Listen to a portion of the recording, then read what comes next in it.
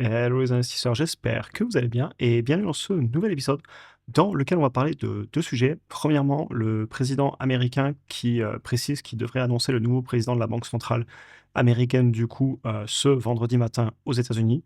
On va revenir là-dessus, est-ce que c'est important, quelle importance j'y porte, etc.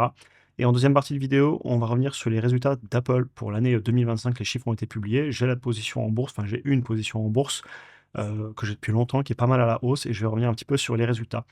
Aussi pour information, pour les membres premiers de la communauté, on fera un live dimanche tout ensemble et annonce de rentrée, jusqu'à la fin, de la semaine. Le programme, il est ouvert avec moins 30 pour, ce début 2026 avant, fermeture et vous y trouverez, tous les modules de formation vidéo, ma méthode d'analyse, de A à Z pour les actions et les ETF et évidemment, tous mes fichiers précis, portefeuille et cetera et comme je vous disais, ça donne aussi accès à une communauté d'investisseurs au quotidien avec des posts vidéos, revues de portefeuille. Donc voilà, pour ceux que ça intéresse, l'accès est ouvert pour encore quelques jours. Vous avez le lien en description si ça vous parle et on se retrouve de l'autre côté. Allez, on attaque avec la vidéo et comme d'habitude, il s'agit en aucun cas de conseil en investissement. Je partage mes chiffres, ma vision des choses, mais chacun prendra ses propres décisions. Du coup, hier, le président parlait en conférence de presse qu'il allait bientôt annoncer, donc a priori vendredi matin, le nouveau président de la Banque centrale américaine qui va remplacer Jérôme Powell.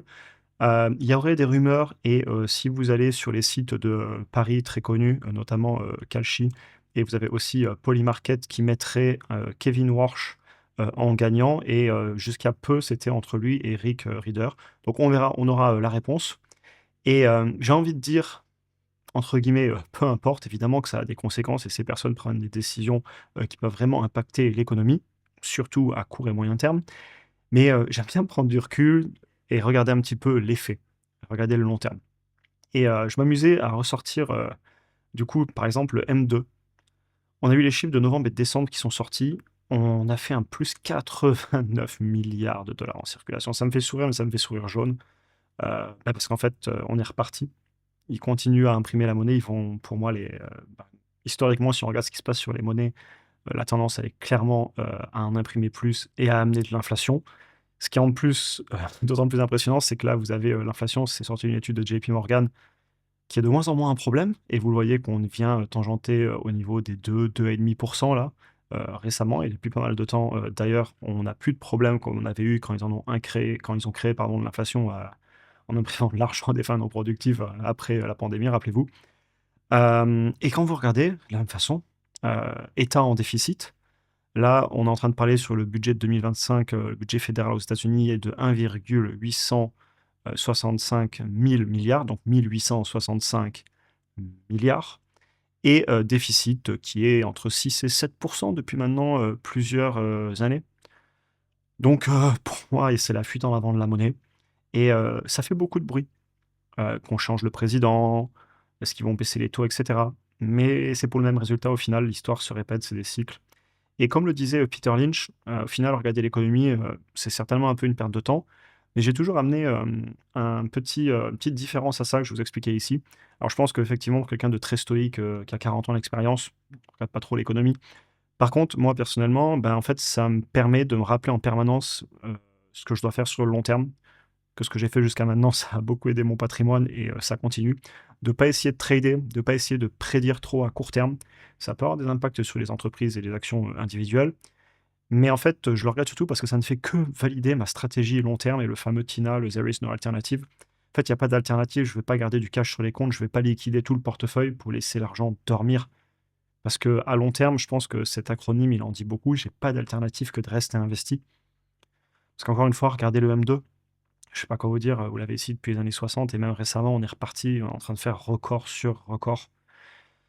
Donc voilà, je reste investi et peu importe le prochain président, on imagine qu'à partir de juin, il va pousser certainement un petit peu à baisser les taux et cetera. Mais en fait, l'inflation s'est réglée, ils ont un double mandat, l'unemployment rate, donc le taux de non-emploi, il est remonté.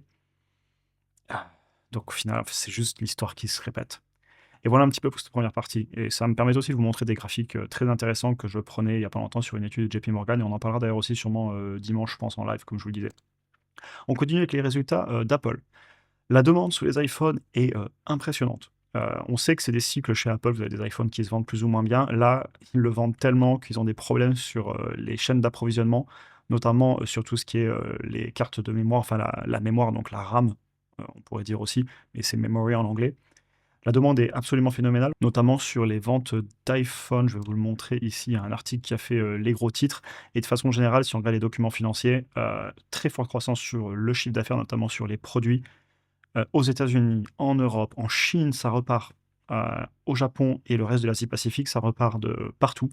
Les iPhones, hein, on est passé, donc on compare là de trimestre à trimestre, hein, sur 3 mois, on est passé de 69 milliards de chiffre d'affaires à 85 milliards par rapport à il y a 1 an sur 3 mois. C'est des chiffres, c'est une très, très grosse entreprise qui génère énormément d'argent.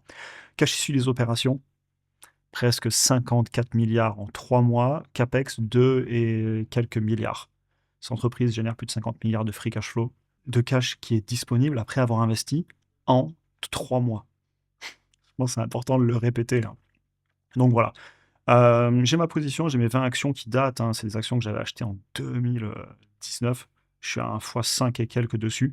Je conserve la position, vaut 5 000 $. Pendant longtemps, je disais qu'elle était petite, mais en fait, l'action est tellement montée depuis 6-7 ans que ça ne fait que valider mon idée d'être investi sur le long terme sur des belles entreprises. D'ailleurs, quand je regarde mon analyse, pour 2026, j'ai prévu 7% de croissance sur le chiffre d'affaires. On vient de faire qu'un trimestre parce qu'ils reportent en décalé. Donc là, c'est le premier trimestre pour eux de 2026, sachant que l'année finissait du coup sur le troisième trimestre calendaire, mais pour eux, c'est le premier. Et donc là, le quatrième trimestre calendaire, pour eux, c'est du coup le T1. Vous le voyez ici, hein, c'est écrit. Il est où Q1 là-haut, dans le nom du fichier. Enfin bref, ça change rien qui décale de 3 mois. Ce que je veux vous dire, c'est que moi, je suis à 445 milliards de chiffre d'affaires, du coup, dans 3 trimestres de plus. Et en prenant les 4 derniers trimestres et en faisant la calculette, on est déjà à 434 milliards. Donc l'entreprise pourrait faire mieux que ce que j'ai prévu. Et ce qui est intéressant, c'est que sur ce trimestre, les marges étaient bonnes, les marges brutes.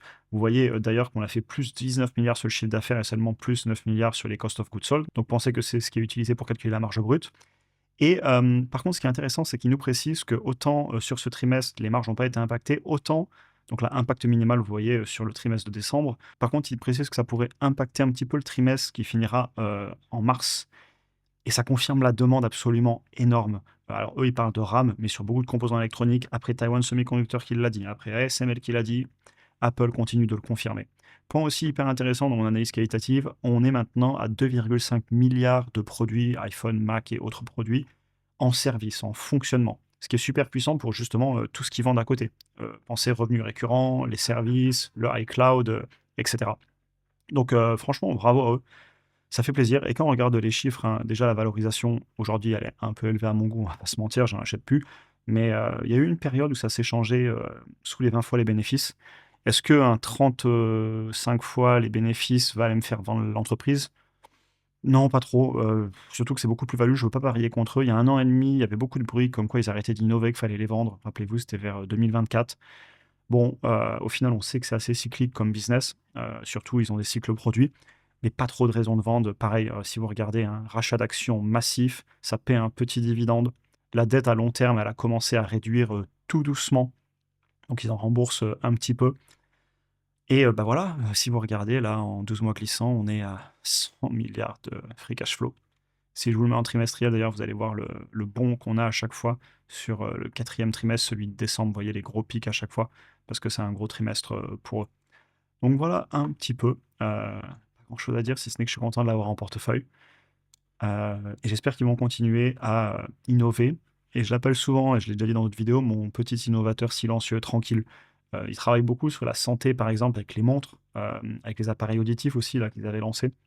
Et en arrière-plan, d'ailleurs, il l'avait déjà dit, le PDG, que sur le long terme, on se souviendrait certainement d'Apple comme une entreprise qui, certes, a fait des iPhones, des téléphones, etc., mais aussi une entreprise qui aura peut-être eu des impacts sur la santé. Et j'aime beaucoup cette entreprise. Bravo. Et ça confirme la demande sur tout le secteur des composants électroniques, de l'IA, etc. Et pour la banque centrale américaine, on verra qui ce sera. Puis ça amène de la volatilité, c'est pas quelque chose qui me gêne.